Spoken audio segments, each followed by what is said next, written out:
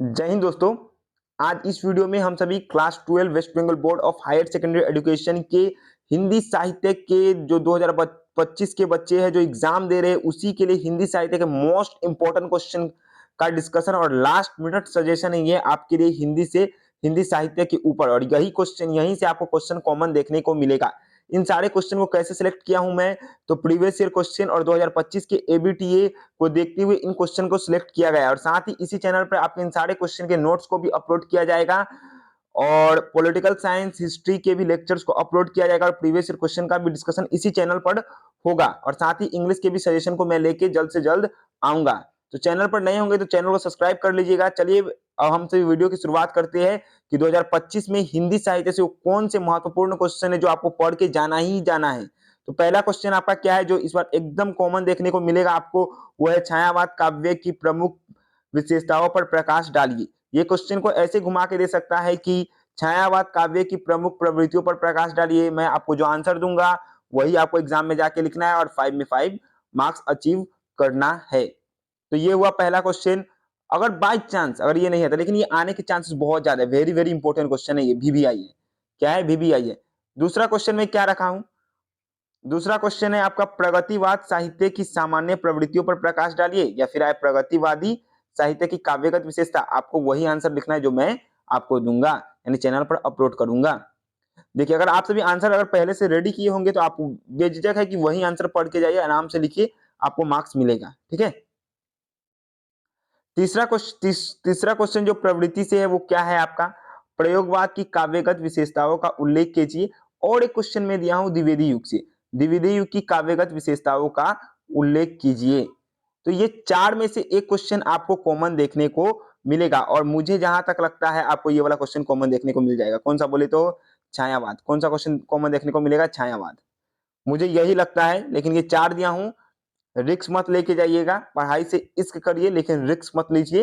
ये चारों क्वेश्चन करके जाइएगा। ठीक है। आंसर मैं बहुत ही इजी में दूंगा, बहुत ही इजी लैंग्वेज बनेगा, आराम से आप सभी को याद हो जाएगा। थोड़ा छायावाद का आंसर थोड़ा सा टफ लगेगा, लेकिन टफ नाम का कोई चीज नहीं होगा, आप वो भी कर लेंगे, आसानी से कर लेंगे। मुझे पूरा भरोसा है, तो आपको भी पूरा भरोसा होना चाहिए कि I can, I will. Understood? तो चलिए अब देखते हैं। ये हुआ पहला। यहाँ से आपको एक क्वेश्चन कॉमन देखने को मिलेगा ये चार में से। और ये चार में से जो मैं आपको बता दें कि जो पहला क्वेश्चन है छायावाद वाला, वही आपको देखने को मिल जाएगा। और एक क्वेश्चन आएगा जो टिप्पणी लिखने के लिए आएगा किन्हीं दो व्यक्तियों के ऊपर।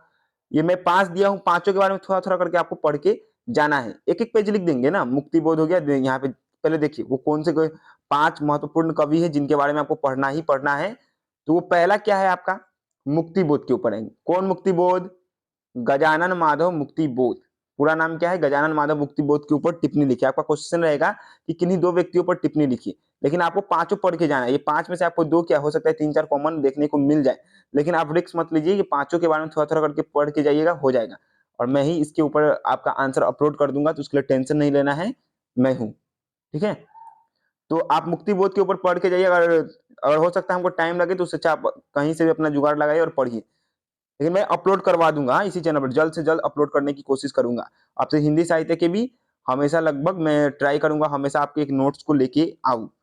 तो दूसरा आपका क्या है? दिनकर, यानी रामधारी सिंह दिनकर के ऊपर है, ये आएगा। हाँ, दिनकर के ऊपर इस बार आने की संभावना बहुत ज्यादा है। वीवीआई है ये भी, तो ये आएगा आपका। तीसरा क्या है आपका? निराला जी के बारे में। चौथा क्या है?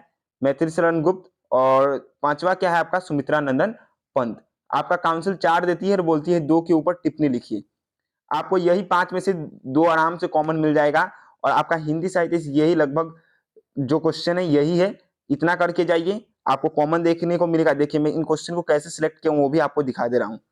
देखिए इन सारे क्वेश्चन को मैं प्रीवियस ईयर क्वेश्चन को यहाँ पे लिखा, पहले लिख के पूरा सोचा, काउंसिल के हिसाब से सोचने की कोशिश की, और कोशिश करने के बाद मैं यही कंक्लूजन पर पहुंचा कि 2025 में आपके यही क्वेश्चन कॉमन देखने को मिलेंगे। और इसमें से छायावाद बहुत बहुत ज्यादा इंपॉर्टेंट है। और सब भी क्वेश्चन करिएगा, ये नहीं बोल रहा कि नहीं ये भी हो सकता है, आ सकता है, क्योंकि आपका लास्ट बार है, इस बार कुछ भी हो सकता है। ठीक है। लेकिन छायावाद बहुत जरूरी है, आपको करके जाना होगा। क्यों करके जाना होगा अभी मैं आपको बता रहा हूँ, क्योंकि एबीटीए का भी मैं दिखाऊंगा एबीटीए में इस बार कौन सा क्वेश्चन पूछा गया है। ये आपको दिखाना, मैं इतना मतलब बहुत मेहनत लगा इन सबको करने में। आगे देखिए आपका क्या है? एबीटीए में पेज नंबर आपके 15 में आपको ये देखने को मिल जाएगा। पेज नंबर 15 में आपके देखिए यहाँ पे, हाँ ये भी आप ध्यान से देखिएगा क्या लिखा होता है। प्रत्येक खंड के प्रश्नों का नहीं नहीं, ये तो आपका वो हो गया हिंदी साहित्य से। यहाँ पे देखिए 5 नंबर पॉइंट पे आपका क्वेश्चन रहता है, निम्नलिखित में से किन्हीं 2 प्रश्नों का उत्तर लिखिए। प्रश्न का उत्तर अधिकतम 100 शब्दों में होनी चाहिए। 100 शब्द में 2 पेज लिखेंगे, काम खत्म। ठीक है, तो देखिए पहला क्वेश्चन क्या है, छायावाद काव्य की धारा की प्रमुख विशेषताओं पर प्रकाश डालिए। दूसरा आपका क्या दिया है, द्विवेदी युग की काव्य की प्रवृत्तियों को संक्षेप में लिखिए। तीसरा क्या है, प्रगतिवादी कवि दिनकर की साहित्यिक विशेषताओं का वर्णन कीजिए। और चौथा क्या है आपका, टिप्पणी लिखना है किन्हीं 2 के ऊपर। किन्हीं 2 के ऊपर में क्या है आपका, पहला महादेवी वर्मा नहीं आएगा, 2024 में आपका ये पूछा हुआ है। भारतेंदु हरिश्चंद्र आ सकता है, हाँ जो मैं नहीं दिया हूं तो आ सकता है भारतेंदु हरिश्चंद्र। आपका मैथिली शरण गुप्त, तो एक ये है, मैं आपको और दिखाता हूँ, लेकिन मैं जितना दिया उसमें से आपको कॉमन 2 अवश्य ही देखने को मिलेगा। फिर देखिए यहाँ ये क्वेश्चन आपका बोले तो कहाँ से, पेज नंबर 111 में दूसरा हिंदी का सेट है। तो इसमें आपका देखिए हिंदी साहित्य से क्वेश्चन क्या पूछा है, पूरा वीडियो देखिएगा। देखिए ये क्या है, पहले छायावाद की प्रमुख प्रवृत्ति, जो मैं आपको पहले बता दी, इसलिए छायावाद बहुत इंपॉर्टेंट है। दिनकर यानी रामधारी सिंह दिनकर के बारे में बोला आपको टिप्पणी, रामधारी सिंह दिनकर अथवा निराला के साहित्यिक योगदानों पर प्रकाश डालिए। यहाँ पर अथवा बोला है ना, अथवा का मतलब क्या, या तो आप दिनकर के बारे में लिखिए या तो निराला के बारे में। चलाक बन के दोनों मत लिखने जाइएगा, मार्क्स नहीं मिलेगा आपको, कोई एक के ऊपर ही प्रॉपर लिखना होगा, ऐसा क्वेश्चन आएगा तब। फिर देखिए क्या है, तीसरा क्वेश्चन आपका प्रगतिवादी दे दिया है। तो हो सकता है जो मैं आपको 4 क्वेश्चन बताया है ना, प्रवृत्ति या फिर विशेषता, काव्यगत विशेषता, वही 4 में से आपको 2 भी कॉमन देखने को मिल सकता है। तो ये अज्ञ के बारे में मुझे नहीं लगता इस बार आएगा, क्योंकि 2025 में इनके ऊपर आ चुका है। तो चलिए मैं ये इतना ही हुआ आज के लिए, इतना ही। Thank you. चैनल पर नए होंगे तो चैनल को सब्सक्राइब कर लीजिएगा, क्योंकि आपके लिए आरसी एजुकेशन यानी आपका भाई आप सभी के लिए जितना हो सकेगा मैं उतना करूंगा। मैं अपना पूरा कोशिश करूंगा, मैं आपके लिए जितना हो सके उतना करूंगा। देखिए ये सब बात का बात है, एग्जाम का भी अब आपका टाइम नहीं है। अच्छे से पढ़िए, 10 दिन है, 10 दिन निचोड़ दीजिए, जी जान लगा दीजिए, दिन रात पढ़िए, जितना हो सकेगा आप उतना पढ़िए, बार बार पढ़िए, रिवीजन करिए, लिख लिख कर प्रैक्टिस करिए, तभी तो आप वहां पे पेज को भरेंगे एग्जाम में।